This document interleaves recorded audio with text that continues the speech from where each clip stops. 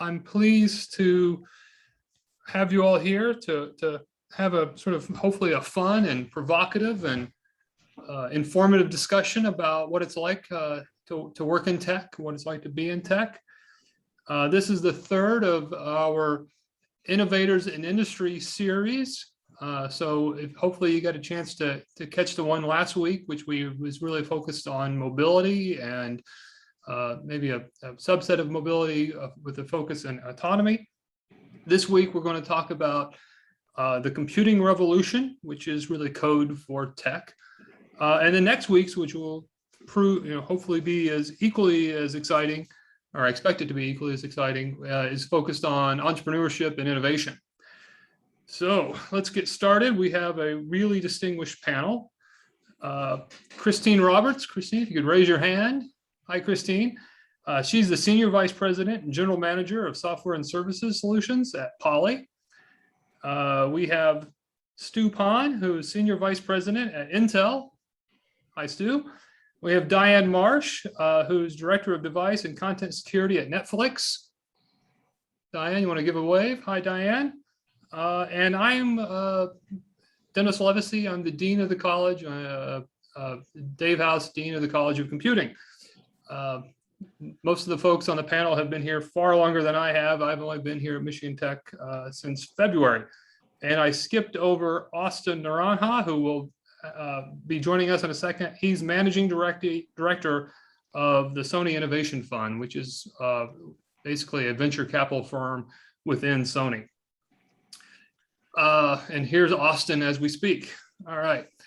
So we have everyone. And I'll start off by saying Michigan Tech is well known by students, parents, and alumni, and others for the return on investment. This is a really, really good investment for students. It pays off in the mid and long term. And the key to that ROI is really, we want to make sure when you leave here that you are industry ready. And industry ready means a lot of different things. But we want to make sure that when you leave here, you have the skills and aptitude and the courage to start being revenue positive for whomever you work for, in the first week. And we do that through a variety of things. We do it by giving students lots of opportunity for experiential work through large co-op and intern programs, undergraduate research. Of course, we have enterprise, which is pretty unique to Michigan Tech. We also do a good job of connecting you to employers. This is a great example of that. We have one of the nation's largest job fairs, which is sort of doubly impressive when you think about how remote we are. All those companies come here to have access to you. And so tonight is just, again, part of that. We want to connect you to thought leaders and leaders in the industry and let you hear from them. And we're going to try to keep it fun. We're going to try to keep it from being too dry, too didactic. So every now and then we're going to throw in some really, really important questions, like the one we're going to start off with, which is sort of rapid fire. We'll go around the room. And tonight, the first really important question is, what is one destination in the Keweenaw Peninsula that every MTU student should visit? And before we go around the room, I promise we're going to then get to some technical stuff, but we're going to sort of punctuate our discussion with some sort of fun short answers. And Diane, I see you first in my matrix. I'll ask you. I think if you're there in the summer, this is a great place to go. Lac La Belle has the most clear water in that I've ever seen. It's just amazingly gorgeous. It's cold, but you can look down and see all the way to the bottom. It's just gorgeous. I definitely recommend going up to check out Lac La Belle. Given that I'm new, I'm writing that one down so I can see it myself. All right, Austin, I see you next. Where should students visit? Yeah, if you're into outdoor stuff, nature, which I was into, Isle Royale is a place. I would still go with family once again, Isle Royale. Excellent. Stu. Well, I know Michigan Tech is famed for Mount Ripley, which is where I used to spend a lot of my winters. But I think climbing up there at the top of the hill in the summertime and taking a look out over peninsula is just spectacular. So I would definitely recommend climbing up Ripley in the summertime. It's not that hard to Absolutely. climb. Yeah, I agree with that one. I did that this summer. It was gorgeous. And Christine. Probably my first choice would be Canyon Falls, which is just about 40 minutes outside of town and is just absolutely beautiful. And there's trails that weave through and tons of places to get in and swim and see the waterfalls. I really wish I'd visited the library when I was at Michigan Tech. I heard that's a beautiful building. So it's a joke. Yeah, I get it. Yeah. It's good. All right. All right. So let's get into it. Thank you, guys. I took some notes, including the library, which I'm looking out at right out my window here. And we tossed around how to frame this first question. And the way I wanted to frame it is a way that almost none of you in the audience are probably going to understand. So there was a movie a long time ago, back in the early 80s, I think it was the early 80s, called The Graduate. And Dustin Hoffman was the graduate, and he got a piece of sort of unsolicited advice for this new, exciting future industry that he should be moving into, which is plastics. And so if you Google plastics and Graduate, you're going to read everything you need to know about that. And what I want to ask the group is, what is sort of the 2021 equivalent of plastics? We know it's tech, but really within the tech space, where would you encourage your son or your nephew or Dustin Hoffman to be focused on? Stu, I'm gonna throw this out to you. Yeah, well, yeah, I'm a little biased, but I would say semiconductors are the new plastic. And in fact, your entire family, I'm willing to bet, knows there's a chip shortage in the United States and around the world. So something that people didn't know about 5-10 years ago, they certainly know today. And I think that's going to remain that way with the electrification of cars, with the PC TAM now being almost 1 million units a day, with phones still running at 1.6 billion a year, with work on the edge to make our lives more energy efficient. I think there's no lack of opportunity, and we benchmark the semiconductor industry to be $500 billion. This year, we expect it to go to $1 trillion by the end of the decade, and we're certainly investing that way. So I believe semiconductors are the new plastics. And so for the audience, is that electrical engineering, or is it computer engineering, or is there room for computer science as well? I mean, I think there's room for all of them. And in fact, one of the things that tech does really well is it teaches you how to work at a bench. Michigan will give you a great theoretical kind of background. I did my MBA at Michigan, so no slam against my alma mater. But when you go to tech, you learn how to build stuff. And having that practical knowledge of how to go to a bench, how to use, voltmeters, oscilloscopes, whatever you need to do, and understanding how things are built, I think are more important than ever, because that gives you the grounding you need to, I think, be successful in this world. And this is the first graduating class that really is post-pandemic. So they're not going to be able to, you as students are not going to be able to go reach out to your peers and be next to them all the time. And you're going to have to do a lot of self-starting. And that wasn't true when I graduated. So I think the practical knowledge you gain at tech will be absolutely be able to be leveraged into being revenue positive right away for your employer, to borrow Dennis's phrase. So I think you're in a great spot, whether you're an electrical engineer, computer science, you still have to take some level of engineering classes. You'll get a good grounding there, how to be practical and how to build things. And I think that's what's so exciting about being a tech grad. Can I add a different answer? Please do. Yes, go for it. So my degree's in computer science, and I feel like the solid foundations I got at Michigan Tech about understanding the discipline of computer science have served me well over my 35 years in this career, where I've been able to actually change the domains that I focus on through my career. And so this flexibility of being able to work in everything from automotive to genomics to now entertainment has really let me not only find those interesting applications throughout my career, but also kept it fresh for me. And so I think that the variety, for me at least, comes from the domains I've been able to apply myself to using the solid foundations that Michigan Tech gave me. Excellent. Thank you. Christine or Austin, would you want to weigh in on this one? I think the fundamentals, the basic knowledge that you gain in school is very, very important. And as Dan said, you can shift over to different industries, particularly in Silicon Valley. There are folks who are coming from chemical engineering, from chemistry, doing stuff in EV and all kinds of different domains. But banking on what Stu also said, I think some practical knowledge is also very important. Then you can just hit the ground running.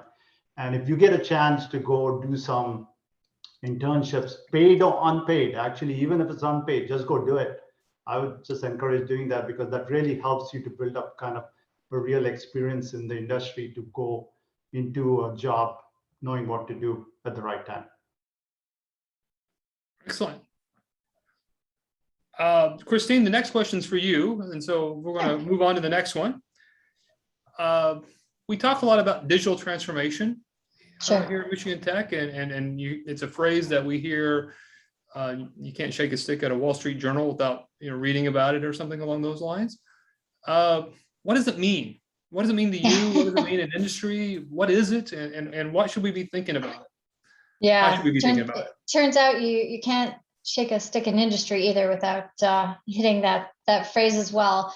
And at a really high level, it's the integration of technology to fundamentally change how you're serving your customers.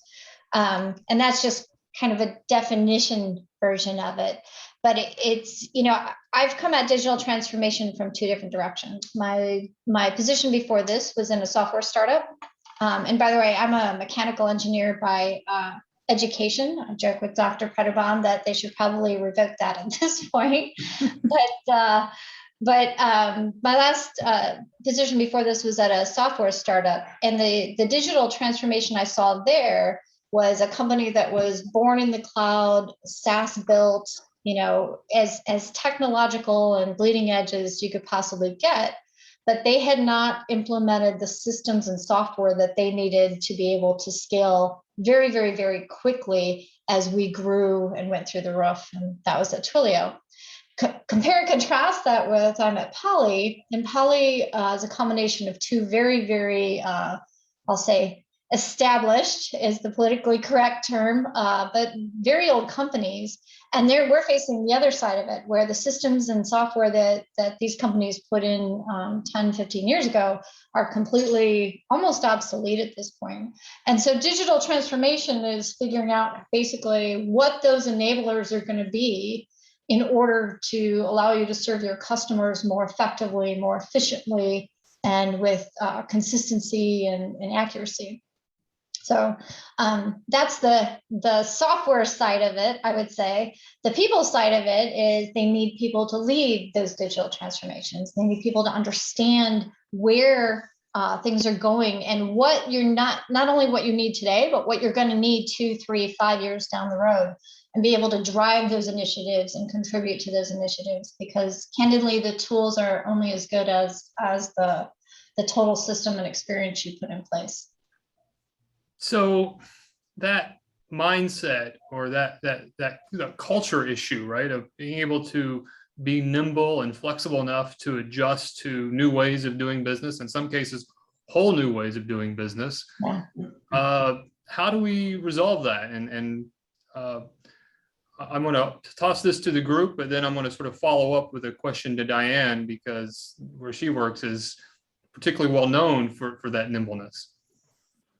Yeah, well, I'll jump in and then throw it to Diane. But, how do you do that? It's interesting because I actually think computer science is one of the best places to live and learn that, because if you've studied Agile at all, Agile is not a thing and it's not a stagnant thing. Agile is basically figuring out how to be more effective and more efficient throughout, basically whatever you're working on.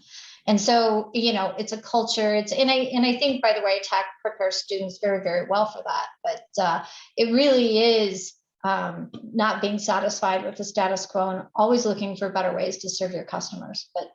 But yeah, I also worked with Diane for a bit at Netflix, so her years of experience there certainly have lent itself to this question. So go for it, Diane.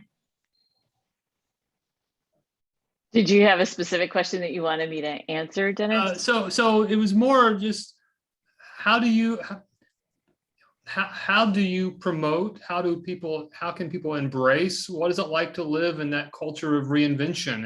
And how do you prepare people to be that nimble and flexible? Because change is bad and everyone hates change, and the company that you work for does it over and over and over again. Yeah, I think the underpinning of that is that we have to get comfortable with failure, and that we have to embrace failure, because the vast majority of things that we're going to try on all of you in your Netflix client, just trying to make it work great for you, the vast majority of things are not going to work. And they are not going to be embraced by all of you.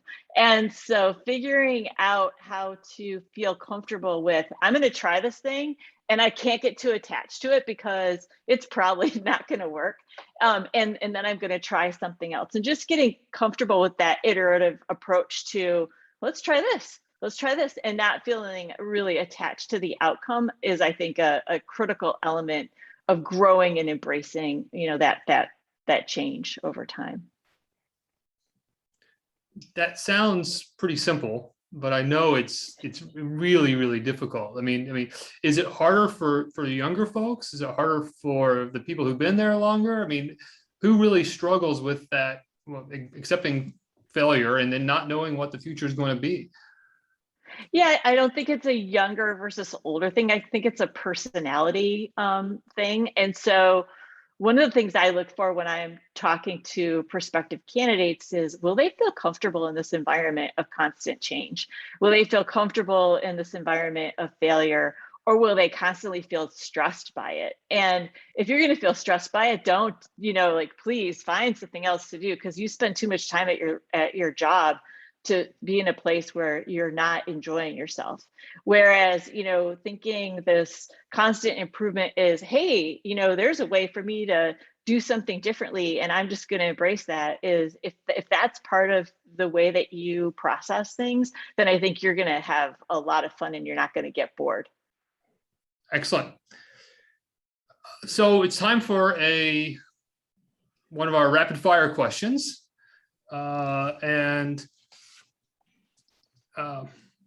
This one, we're going to sort of focus on a what if. So if you were able to take a class right now, and you had all the time in the world to take the class, what would you take right now in the here and now?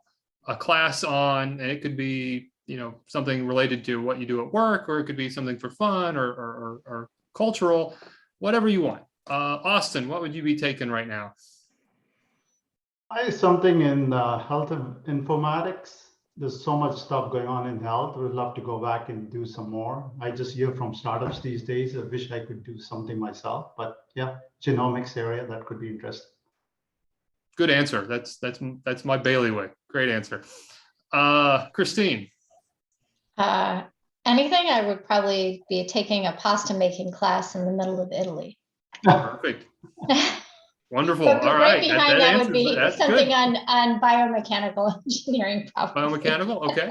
Good. Stu. I'd probably take a class in optics because right now we're bringing in some very expensive machines in our factory that cost north of $200 million a piece. And they're all, at the end of the day, silicon is made with cameras, or basically photographing patterns on pieces of silicon. And I'd like to be able to understand the physics when our PhDs talk to me and say, this machine costs a lot of money. And I was asked, why does it cost so much money? And they try and explain it, and I don't understand. So I'd love to understand some of the physics behind all this a lot better. Mm-hmm. Good answer. All right. Diane. My daughter's a college student, and she's taking a class this semester in bioethics. And I would just love to take this bioethics class. I think it would be fascinating. Agreed. Okay, excellent. All right, so that was fun. I didn't. No one asked me, but I think if I was going to be taking a class, it would probably be in the area of history. It's just because this is for fun. I love history. I took way too much chemistry when I was a student. Didn't take nearly enough gen eds, just the bare minimum. And Wish I would have taken more, and so go back and correct that. All right, Austin, this question's for you. So, we have some of the biggest, most successful companies in tech, and meaning the world here in this group. But a lot of what's happening, the most exciting stuff is happening in very small startups, and some cases garage companies, some cases they're past that and they're into the VC space. You've worked with these folks. What's in the secret sauce for the successful startups? What advice should you be giving people to be thinking about if that's the path they want to take? I think first I always put the team, actually, because I'll tell you why. There's always the market need and there's the market timing. And a lot of times, me personally too, the timing wasn't right. Market need was there, timing wasn't right to be able to do it. But if you have the right team and the support of VCs who can give you some funding, you can always pivot and do the plan B to plan C to plan D and reach the right thing. Even Google, if they're gone with their original business plan, wouldn't have been Google today. It was because they pivoted. That's where they are today. So I would put it as the team. If you have the right team and they're addressing the right market needs at the right time, I think it's a perfect fit. Regarding how we can start looking at Michigan Tech as a hub. Before that, I want to kind of get back to some of the transformation stuff that you talked about. Every industry is being transformed, and I'm saying it's the entrepreneurs coming from the outside. So if you look at large companies like mine or Netflix and other companies, innovating always inside is always a challenge, because there's disrupting your current business is always a challenge. But it's the entrepreneurs coming from outside.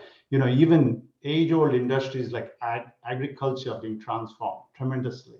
And it's a lot of it is coming from a lot of the entrepreneurs. And it's not necessarily it's the ag companies that are doing it, or people who had been in the agriculture business. It's just people sitting outside who are looking at the needs and transforming that. So there's transformation coming from all sides in all industries, and a bunch of that is coming from startups who have less fear to fail, and they're okay to fail as long as someone is supporting them, and at least initially in the ideas. So that sort of sparks a follow-up. When we think about this convergence of computing and data and connectivity with X, right? And so X, in your example, was agriculture, and my background is in bioinformatics, so it's very traditional structural biology combined with computing. There's a lot of digital transformation that's disrupting every discipline. Criminal justice is a data-driven discipline at this point. A lot of the humanities are becoming data-driven disciplines. The biggest big data user at my last institution was a classically trained Shakespearean scholar who had a body of work that he knew was done by Shakespeare, and a body of work that he knew was not done by Shakespeare, and a body of work in the middle he was trying to assign attribution to using machine learning. What is the most unexpected or novel or exciting areas of digital disruption, digital transformation that you see or you follow, or that you're thinking about? And this is sort of to the whole group here, so anyone can jump in. I think I'll start. I think for Intel, it's photonics, and I know that's surprising for the company that was so involved in doing DRAM and CPUs, but we're finding out that putting signals through copper is just too slow.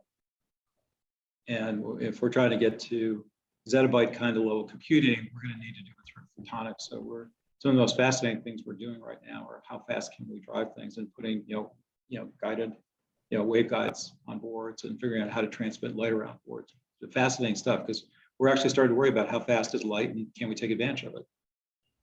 And as advanced as computing we see today, it's nothing compared to what we'll do when this thing is enabled with optical computing. Great answer. Exciting. Anyone else? I think this. Go ahead, Austin. I'll go after you. No, I think we're looking disruptions, all kinds of spaces. We have made investments in food tech.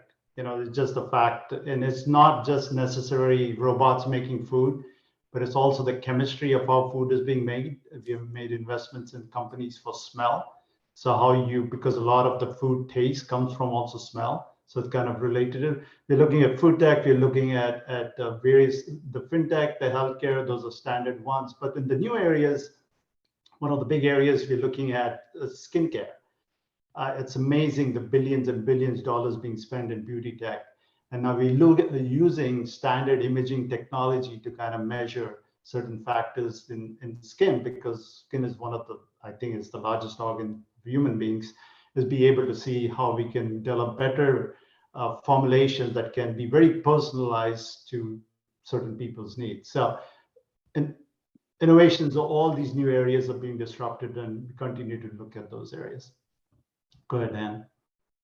Yeah, I was thinking that this is a huge change in terms of disruption. We're able to bring people from everywhere into our homes for all kinds of reasons, for entertainment, for information, learning like this. And one of the things I'm really enjoying is I don't know if democratization is the right word, the visibility into what goes on in the court system, and being able to just watch, what's going on, and not have to take somebody else's word for, what happens in our legal system is super fascinating to me. And so I vote for this. Yeah. Christine? We're doing a lot of research into how all of these devices that are aware can help us be more effective and efficient and be better communicators and leverage all of the skill sets that the team brings to the table, and just thinking about how to do that in a way that's not scary or intrusive, but in a way that's very, very helpful. And you can imagine, so for example, the sensors I have on this camera know what the air quality is like right in this room right now. And so when you think about things like pandemics, and when you think about things like things that get emitted from furniture and things like that, having a camera in the room also means that you have sensors in the room that can do way more than just display video. So we're doing a lot of research into that, and how we make this experience better, but also more effective and more efficient. Excellent. So one of the things, a little shameless plug. So when we think about convergence, Austin mentioned fintech, and we've touched on, or brought up once or twice, data science, and which, when in my mind, data science is AI and ML. And I know that's a narrow, incomplete view, but we do a lot of AI and ML here. One of the things that we're doing here is we're thinking about our next building on campus. And the next building on campus, which would be called the Center for Convergence and Innovation, would be a co-location of our College of Business as well as the College of Computing, because we're trying to promote the same sorts of collisions and interactions and cross-fertilization that we're talking about here. So it's something that we're really excited about and just announced here on campus recently. All right, we have a couple of questions from the audience, and one, I'll just sort of read it. What is something students can do outside of the base curriculum which would make them stand out to employers or grad schools? And so, Austin, you mentioned internships and co-ops. Is there anything else that you want to add to that? And I'll give you first bite at it, then we'll toss it out to the rest of the group. I think given COVID, you physically don't have to be in any place to be participating in any kind of projects or internships. There are a lot of these, particularly these folks, I'll just speak for the entrepreneur side of Sony. I don't do much on the business side, so I can't speak much there. It's been 20 years since I was working for a business group. So I would suggest, taking some of these online courses. There's some amazing courses out there. A lot of these accelerators, incubators offer a lot of courses. There's a great way to meet potential partners there, potential co-founders there. There's a great way to be mentored there, and they're very reasonable pricing. So I would say if you have some spare time, even while you're at tech, just do it. A lot of them are also asynchronous, so you don't need to be, participating in real time. So this is, I'm not the first to say it, but I say it a lot. This is the most disruptive time in higher ed since the Morrill Act created the land grants. And a lot of that is, MOOCs, so massively online courses, the democratization, to use Diane's word, of education and offerings, and a focus on skills and competencies that maybe we've not had in the past. So yeah, great advice. Anyone else want to sort of weigh in and give students some advice? I would like to, having been an interviewer up on the tech campus for several years, I think it's really important when you come into these discussions, do your homework. So many times, I've met with students who really didn't have an idea of what the company I work for was about or what they want to do. And I think you're at you have time to learn the industries that you'd like to get into and learn the companies you want to talk to, and try and look at it from their eyes, what they're going through, their challenges.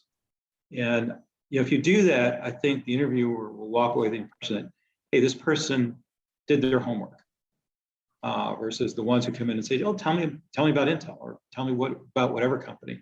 If you're going to take the time, if you're going to take your time and the time of the interviewer, get prepared for it. And I think if you do that, that gives you surprisingly a leg up. I mean, Woody Allen has an old quote where he says, half of life is just showing up. I mean, show up and be prepared, and you'll have a much better conversation, probably a better outcome. All right. I'll just build on that. I think Stu is spot on, but I'll also say, if you can target what you want to do. I find it hard to interview folks who say, well, I'll do everything. I'll do anything. I like everything. And so, find the thing. It doesn't have to be the thing that you do for the rest of your career. Just find the thing that you're most passionate about right now and go for that and target that, because that also comes through in an interview. And so just, to Stu's point, showing up prepared, knowing what you're interviewing for, but also then targeting that and having specific reasons on why you're interested in it and why it's something you want to do at this point in your education. Excellent. All great advice. Diane, you want to add anything to this? Sure. I think, show your multidimensional self. Everyone that's interviewing for the job that you're competing for probably comes with some of the same credentials that you do, the same experience that you have. But good decision-making comes from a wealth of experience beyond that book smartness, beyond those classes that you took in your major, thinking about other majors and how classes that you took in other subjects might contribute to a broader thought pattern. Exposing that multidimensional self, I think, is super important to the interviewer, because it shows them that you can think on your feet and that you're going to bring a lot to the role. Excellent. Thank you. All right, it's time for one of our serious questions. Some of you get back to Houghton and the area frequently. Some of you haven't been back in a while. But the same question to both groups. When you're here or when you come back, what restaurant is a must stop in at? Diane, we'll pick back up with you. I can't choose. I'm going to give you one restaurant in Houghton and one in Eagle River. So in Houghton, the Ambassador, hands down, get a sub. I already told Dennis this in one of the first times we talked. I hope he comes back with a report, because I'd love to hear about it. It was fantastic. And if you're in Eagle River, Fitzgerald's is beautiful on the lake. It's gorgeous. Enjoy it. Two great answers, and you're right. You told me about the Ambassador. I only had pizza there, and I went back the next time and got a sub, and it was amazing. Stu, how about you? I'd have to go back and get pizza at the library.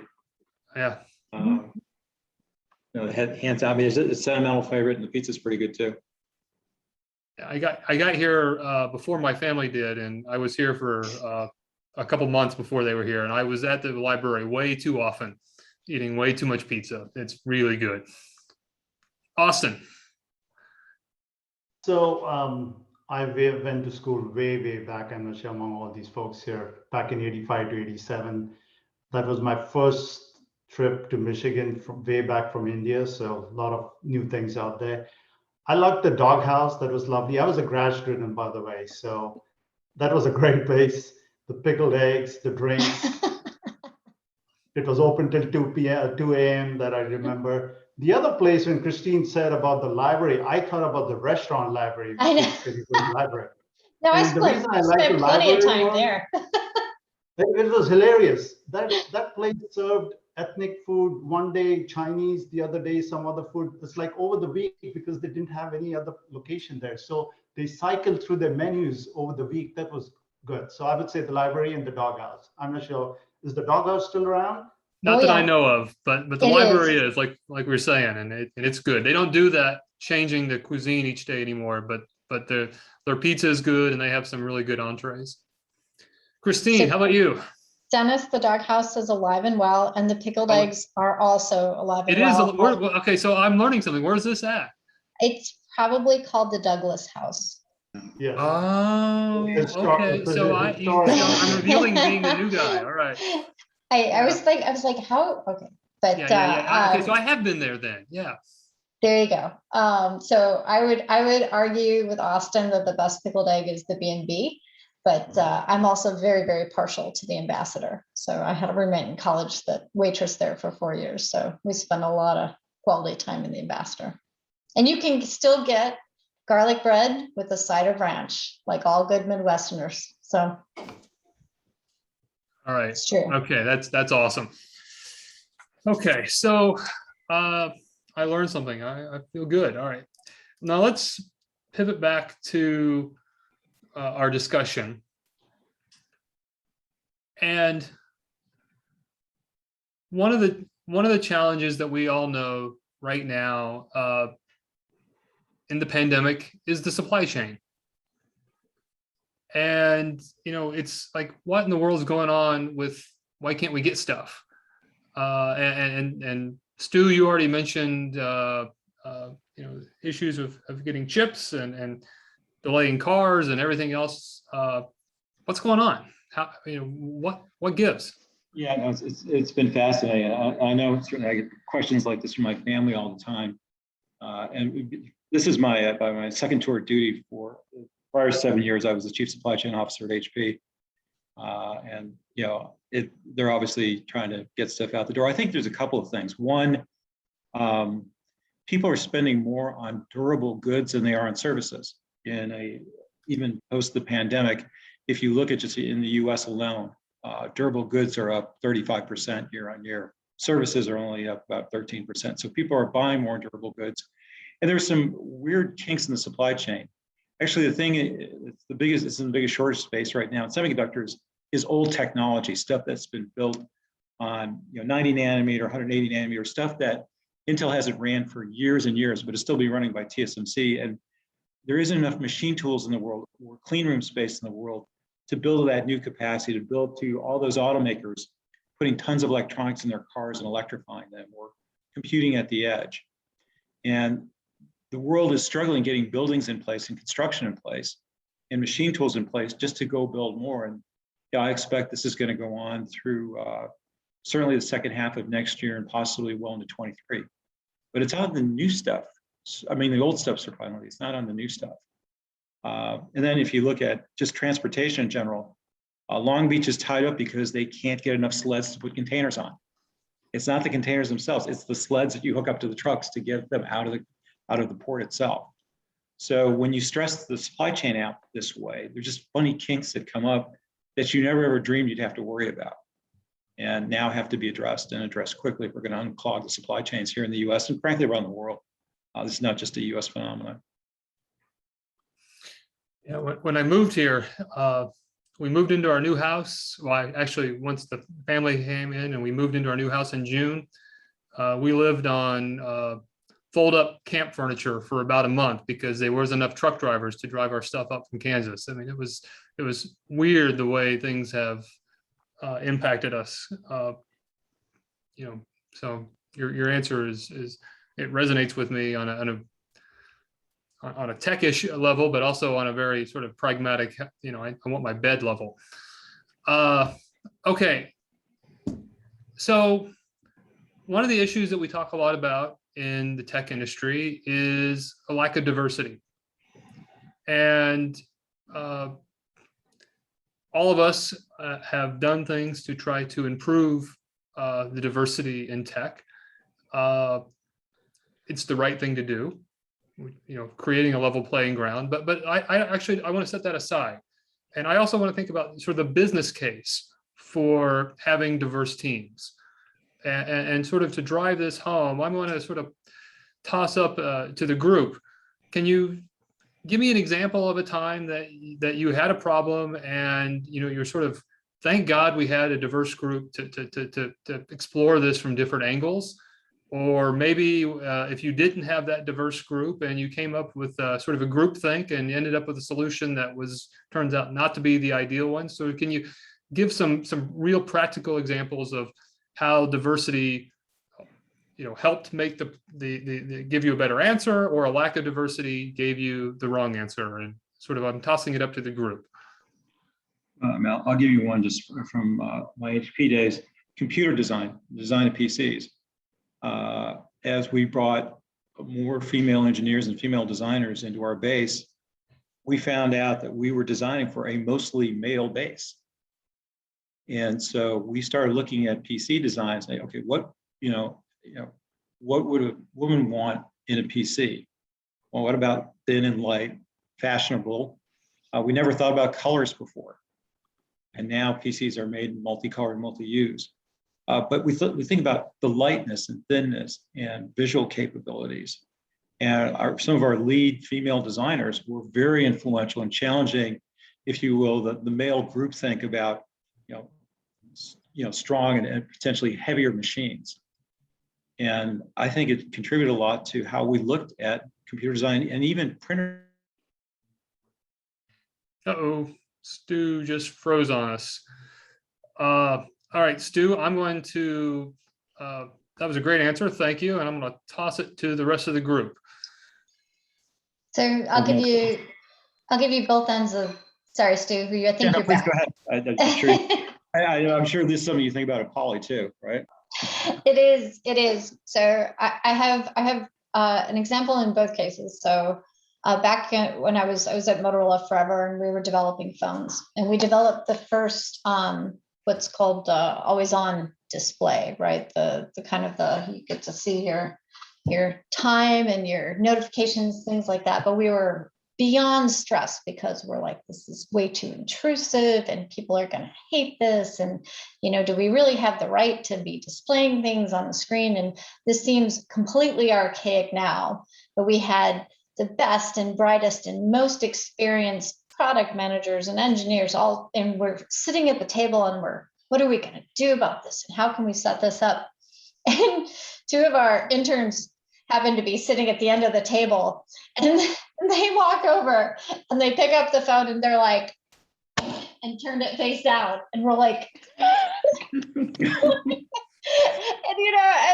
we were so, it was a perfect example of wow, we just really just having their perspective was just incredibly valuable. I'll give you the other side, which is a lot of our camera developers are male. And one of the things that our cameras do in some cases is they track to the person that's talking. And we test this, obviously, all kinds of different scenarios, but apparently we did not test it with females wearing masks. And so if someone has shoulder length hair and is wearing a dark mask, it would never go to the female speaker. And that's a huge problem. That's a really, really, really big problem. And so there's simple examples, but it's just an example of if you don't have diversity, all kinds of diversity, by the way, age, go through the list, right? Global diversity, you're going to miss something. And anytime a company misses something, they miss out on what we call the available market, full stop.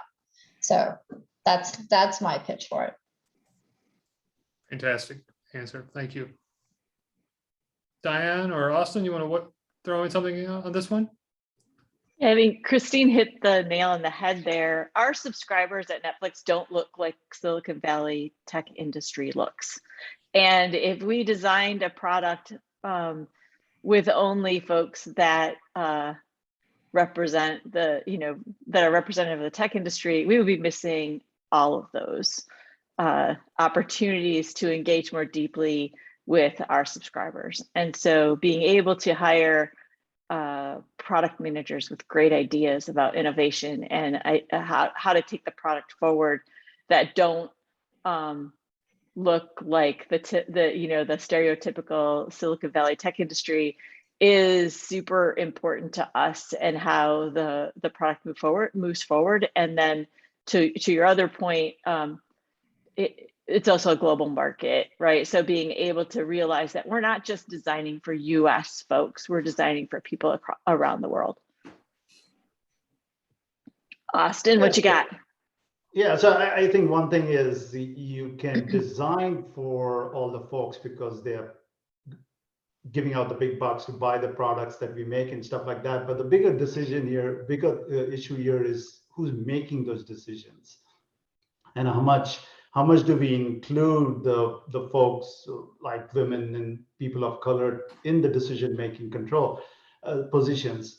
Silicon Valley is known, particularly the VC industry is known for, who dominates there and what the issues that being there. But I think there have been more and more funds being created just focused on women founders now, which is great to see.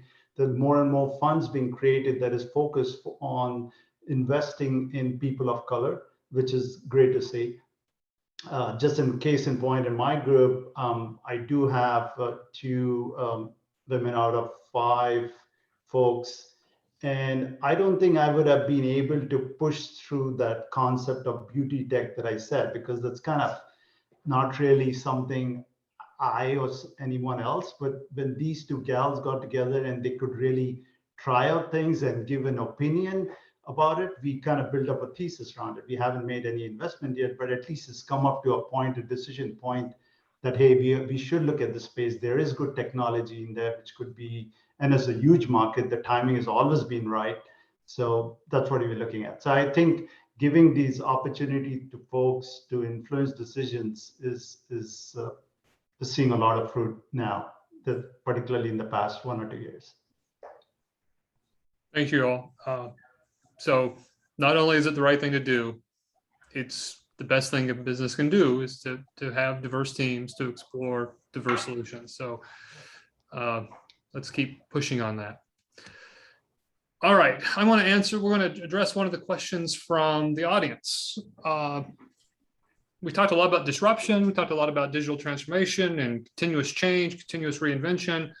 And Gary asked, as a full-time professional, how do you balance managing your current work responsibilities while also identifying and growing in other ways? And so how do you stay ahead of that curve? How do you find the time of the day to do your day job, but also to make sure you're prepared for your job in a year or even further down the line? So what's your sort of your breakdown of what's going on now and what's coming?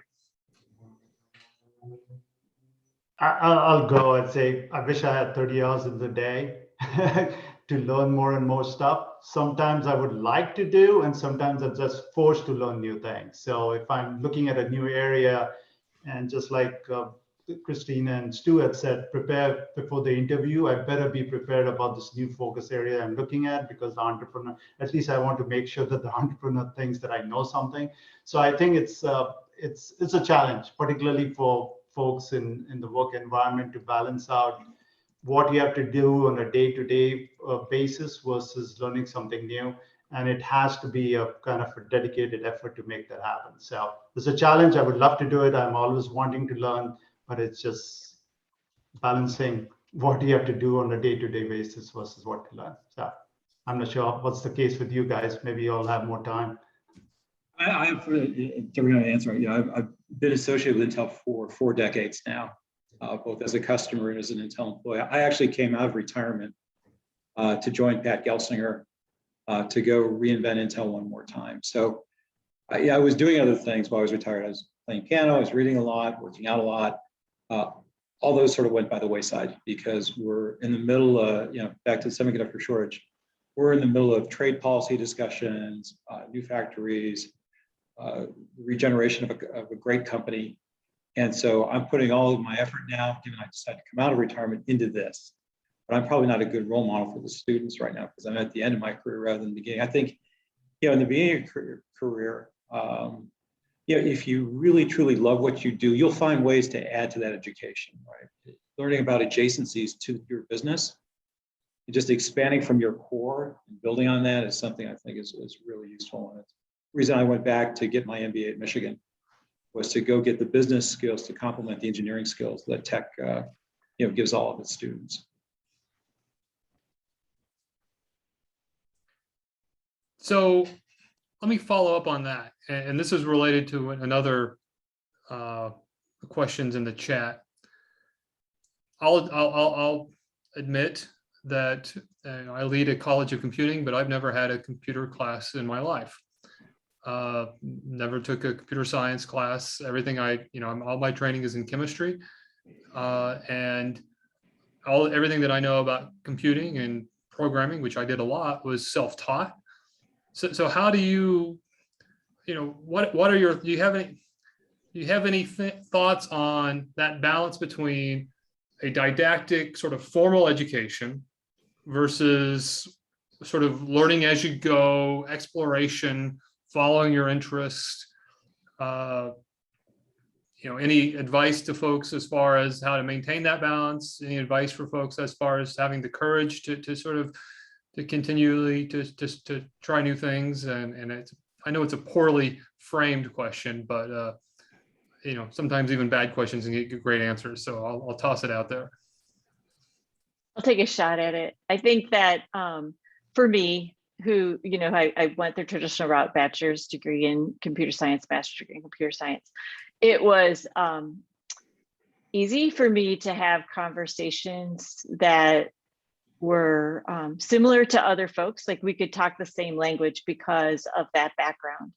And when interfacing, working with other people who don't have that background, you find a way to work a little harder to make sure that you're talking about the same things. There are a variety of folks at Netflix, people without college degrees, people without degrees in computer science, people with degrees in English, for example, that are working as some of the best engineering managers I've ever worked with. And you just have to temper your conversation with your audience to understand, are they hearing me? Am I hearing them? Are we talking about the same thing? And so I think that it's an exploration all the time to figure out how to talk to other people so that you don't lean on, just the geek speak that you learned when you were in college. Yeah, and I mentioned I started as a mechanical engineer, and I did do quite a bit of work in that area to start, and then found adjacent opportunities. So did a lot of program management, and if I got into a situation where I thought I was really going to like an opportunity and then I didn't, I gave the old college try, I guess. Give it a year and a half, 2 years. And then if I didn't find that niche, I really actively went out and looked for something else. But it was kind of what Stu said too, is it's like you find what you love and what you're passionate about, and candidly what you're building skills in and what you're good at. And then you find out, wow, I'm kind of good at that. You find that adjacent thing that gets you to that next opportunity. So I did a lot of different things that had nothing to do with mechanical engineering. And, I also have an MBA, but I shouldn't say but, and it helpful along the way, but I would just say that it really was kind of, doing well and then being noticed and then trying new things. Excellent. I mean, just to build on that a little bit, when I came out of tech, I joined the Intel sales force, and I was a sales guy, a sales manager for 20 years. And if somebody would have told me when I left tech that I'd wind up being the chief supply chain officer of HP, no, I can't see that. And I think, your career is unpredictable. You know, 10, 20 years from now, I guarantee you will be doing something you never thought of doing. And that's okay. So long you're working with the right people and the right boss, it's okay to take a risk and go with the flow a little bit, so long you have some base level understanding. I started doing operations work once I left the sales force, but I knew enough about pricing such that I was able to add value. That operations work led to supply chain officer now running planning for Intel. So it's okay not to know what you're going to do 10 or 20 years from now. Just so long you do well at what you do and you're open to different ideas and different jumping off points. As the great philosopher Michael Jordan said, you miss 100% of the shots you don't take, and open yourself up to new opportunities. So Stu, that the discussion around photonics was really interesting. And having spent most of my professional career hanging out with physicists is sort of doubly interesting to me. But I'm going to spin it a little bit differently, because when you started talking about photonics and other ways of transferring computing information, I started thinking about quantum computing. And quantum computing is something that I am really, I'm just sort of, I have no idea on how we should be proceeding from an educational perspective in quantum. Is it something that we should be embracing now? Is it so far off that we need to be focused on traditional computing? Does anyone have anything they want to think, any nugget of wisdom related to what our audience should be thinking about the quantum revolution and quantum computing going forward? I don't think there's anything to really compare it against, because it's so different than anything in computing today. I think you have, if you're going to embrace it, you really got to embrace it and study it, because you won't learn it with traditional programming, because there is no traditional programming for quantum computing. There aren't that many people to learn it from, and it's not widely deployed. Now, it doesn't mean at some point in time it won't be, it will be. But it requires some pretty deep knowledge to understand what's going on there. And so if you're going to commit to it. And prepare to go into multidisciplinary with mathematics, physics, engineering, because quantum computing, for it to get to mass production, we've got a long ways to go. We're talking about running stuff, liquid nitrogen kind of temperatures. Liquid nitrogen coolers are a little hard to come by these days. So I think it's be a fascinating place, but just be aware it's going to take a little while for it to reach mass acceptance. But tech should seriously start looking at the space, because it's going to be eons before real things happen using quantum computing. But there's tons and tons of venture investments going into it and crazy valuations. Now, how much is realistic? We don't know. A lot of the large corporations, I'm sure Intel and others are sinking in billions into it. So yeah, if tech is serious about it, I think someone in your department or someone should start looking at it to see how you can start embracing it. All right, well, we're at the end of the hour, and I'm going to follow up with two questions. One is clearly more important than the other. What was your favorite class, or who was your favorite instructor? I'll let you figure out which question you can answer when you were here at Michigan Tech. Christine, let's start with you. My favorite class was kinematics. And I candidly struggled through statics and dynamics, but apparently when you take those classes enough, by the time you get to kinematics, it actually starts to all make sense. So kinematics. Struggling with statics is not something that's unique to you. Statics is a hard course. So I hear. Yeah. Diane. I had a class in programming languages, which was sort of a survey of a variety of different programming languages. And I think this was my favorite class because it really showed me that regardless of what programming language you learn in college, you can learn other programming languages. I think this is something that's kind of happening right now with, folks that have never done anything other than Java, for example, you know, learning a variety of different programming languages gives you an opportunity to think differently. And I think it served me well. Excellent. Austin. I took classes with Dr. Martha Sloan. I'm not sure how many of you have heard of her. Now you talk about diversity. It's like she was the first IEEE woman president of IEEE, which was heavily dominated by men in those years. And she used to travel a lot. So off and on, I would get calls from her to be her TA to fill in into her classes. But working with Dr. Martha Sloan was a great pleasure. Yeah. And Excellent. taking her classes. Computer engineering. Say EE 260 for introduction. So I hate to date myself, but you know, that was, I think we were programming in 6502 assembly language, because that was the in thing back then.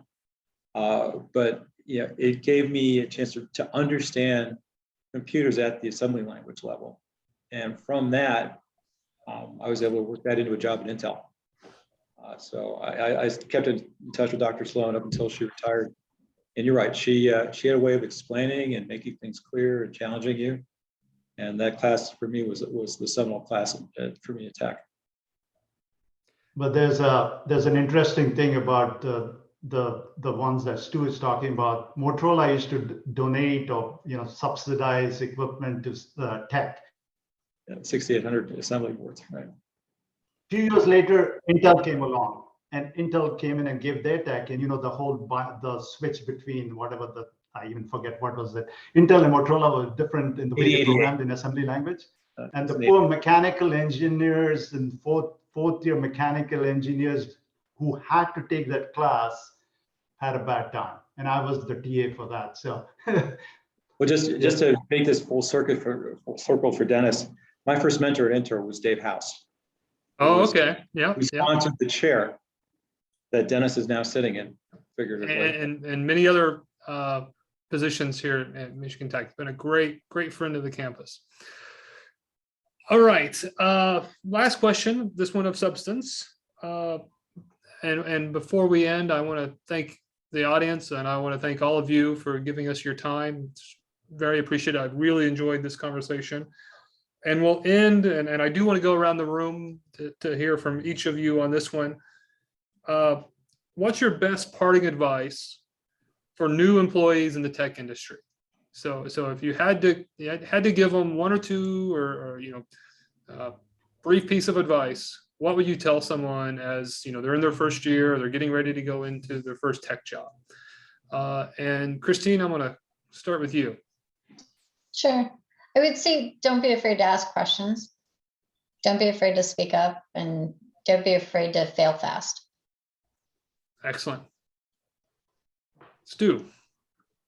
I think for me, coming out of tech, which spends a lot of time on the bench, be mindful of how you communicate and be crisp in your communication. We're moving in such a fast-paced world that the person who can communicate the clearest gets their ideas across the table and across the board. So I think about how you communicate. Excellent. Austin. Yeah, so I would say the teamwork part of it, because a lot of folks, particularly these days in the past few years, have been working remotely or by themselves. But coming into a company, particularly a startup, you have to have the ability to kind of work as a team and very openly to take input from others and stuff like that. So having the ability to be open for open communication, as Stu said, and the ability to take criticism and be able to execute on that would be. And passion is the other thing. I have 3 kids all through college, and I think that's one of the most important things. If you have the passion, I think it can take you to many different places. But if the passion is not there, it's just a job, then I think it will remain to be a job for many, many years later. Okay, I lied, because I do want to follow up on that passion. And we actually had a question from the audience as well about that. But let's hear from Christine, and we're going to do one more after this. Diane. So I said Christine. Diane. Sorry, Diane. Oh, so I think my advice is to stay curious. There are so many interesting things to do in this field, in computing. Stay curious and try to figure out what it is that evokes your passion to tie it all together. And just, you spend so much time doing your work, make sure you enjoy it. Wonderful advice. That idea of passion. So this is the one last question. I promise this is the last one.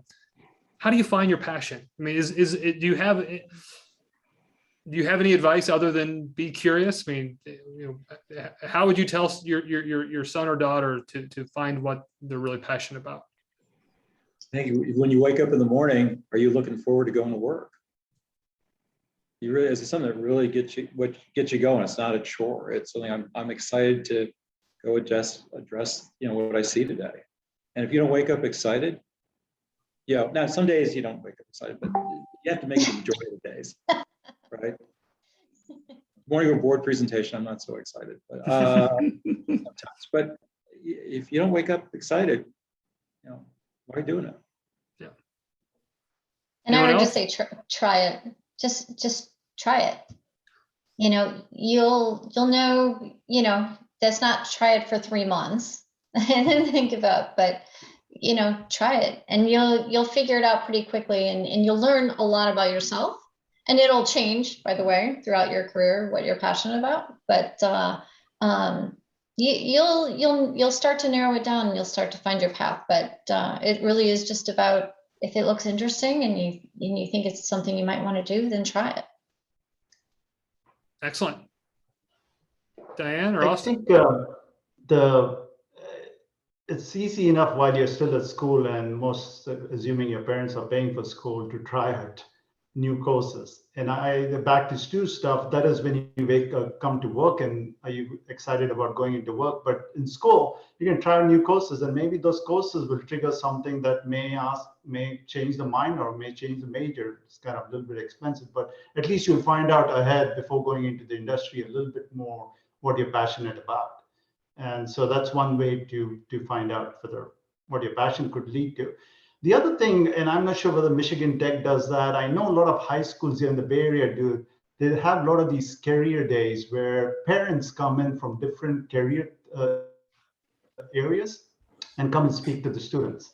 So just like we're having the discussion now. So I think talking to folks in an area that you are passionate about, where you find out a little bit, to validate that is also very good. So if you get an opportunity to talk to someone and validate that's what you want to do. Because going to law school or going to med school and not having that passion, it's a pretty expensive decision that you could make. Diane, you have the last word.